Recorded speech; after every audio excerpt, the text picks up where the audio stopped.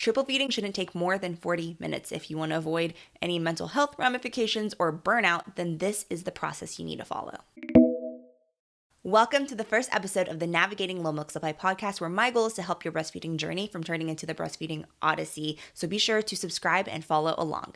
One of the low milk supply topics that can get a bad rap is triple feeding, and I want to help moms with this process because while it is difficult and challenging, it is not as unsustainable and miserable as people in the lactation space seem to make it out to be, which is why I'm kicking off this podcast with an entire series completely dedicated to triple feeding. I personally triple fed or did some variation of it for every single feed for the first 4 months, and I learned a lot in the process on how to make this as efficient and streamlined as possible. So if you're going to triple feed, here is what you need to know.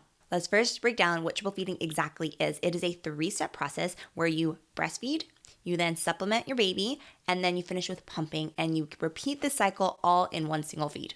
So what if you're not seeing any results in this time frame? I want to reassure you triple feeding does work. Here is the thing though. If you aren't seeing any results, then there's actually something else inhibiting your milk production from increasing. There's a variety of factors that can cause a low milk supply, and if you would like a list of some of these causes, I have a free guide that you can grab in the description. So if you are triple feeding, how do we make this sustainable? Triple feeding shouldn't take more than 40 minutes. If you want to avoid any mental health ramifications or burnout, then this is the process you need to follow. A 40-minute triple feeding should look like 10 minutes on one breast, 10 minutes of breastfeeding on the other breast, 10 minutes of providing a supplement, and then 10 minutes of pumping. So it's a total of 3 steps, but because you have to breastfeed on both sides, it's 40 minutes, 10 minutes apiece.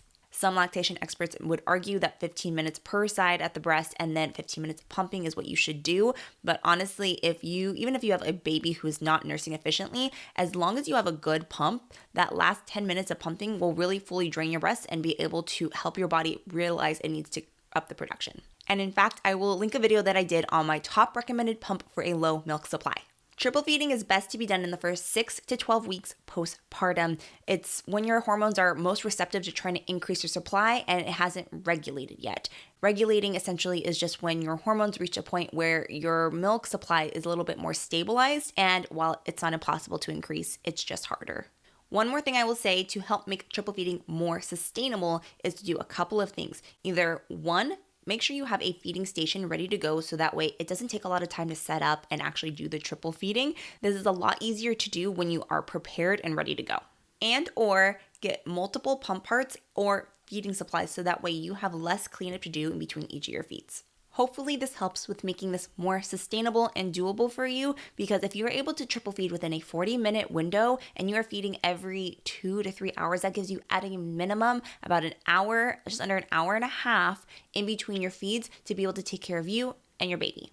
Which, let me tell you, beats the 2-hour process it originally took me when I first started triple feeding, and that is what is considered unsustainable. So 40 minutes may still feel like a lot right now.